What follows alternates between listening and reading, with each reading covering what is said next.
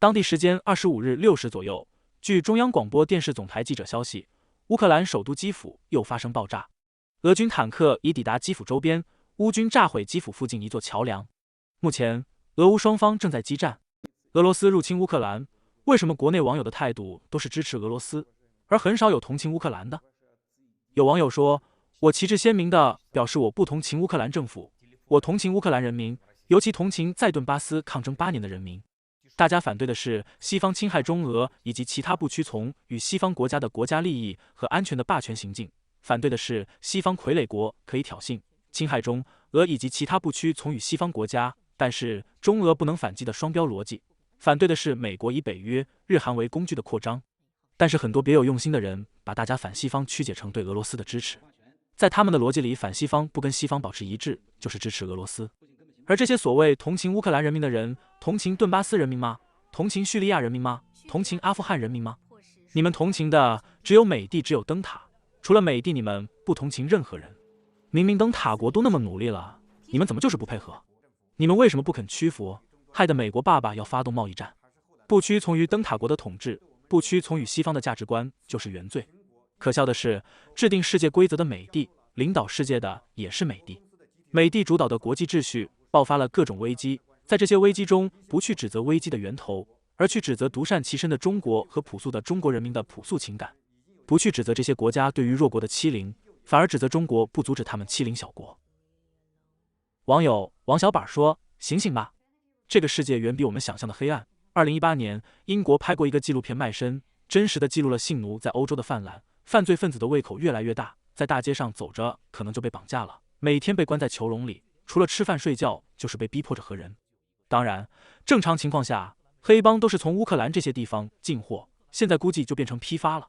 欧洲人内心深处觉得人口贩卖这个业务还能刺激 GDP， 而西欧人觉得还可以把东欧地区的女人卖过来，还能享受享受，更没啥意见，所以根本就没管的动力。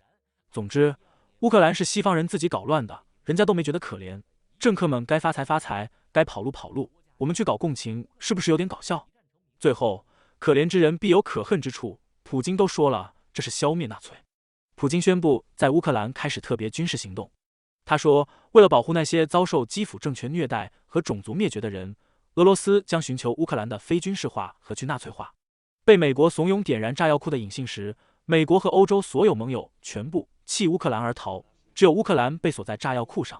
眼见自己点燃的炸药引信正在发出刺耳的吱吱声，冒着恐怖的小火焰在迅速接近炸药库，宝贵的生命进入绝望的秒读倒计时，却仍不自量力妄想，蚍蜉撼树。网友托卡马克之冠说，做正确的事从来都很简单，但就是有人不愿去做，有人做了，鼓掌叫好才是正常人的行为。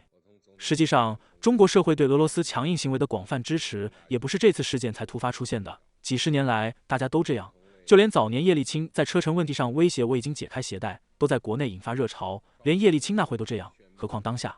国人对俄罗斯的支持已经到了不惜给俄罗斯人加一大堆名不符实的人设的地步了，比如普大帝，比如战斗民族。实际上，普京是个循规蹈矩的知识分子，俄国人也不是什么鲁莽无脑的战斗民族。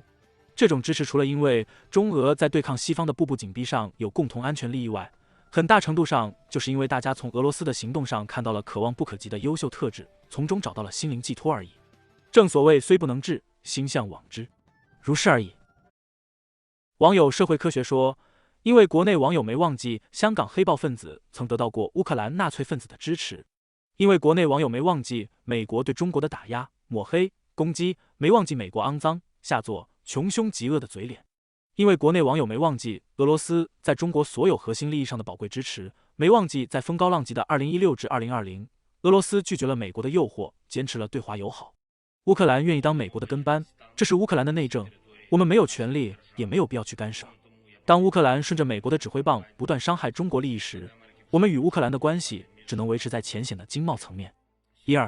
当乌克兰这个一般国家和俄罗斯这个准盟友发生战争时，我们的选择还用想吗？国内网友不至于连里和外、远和近都分不清。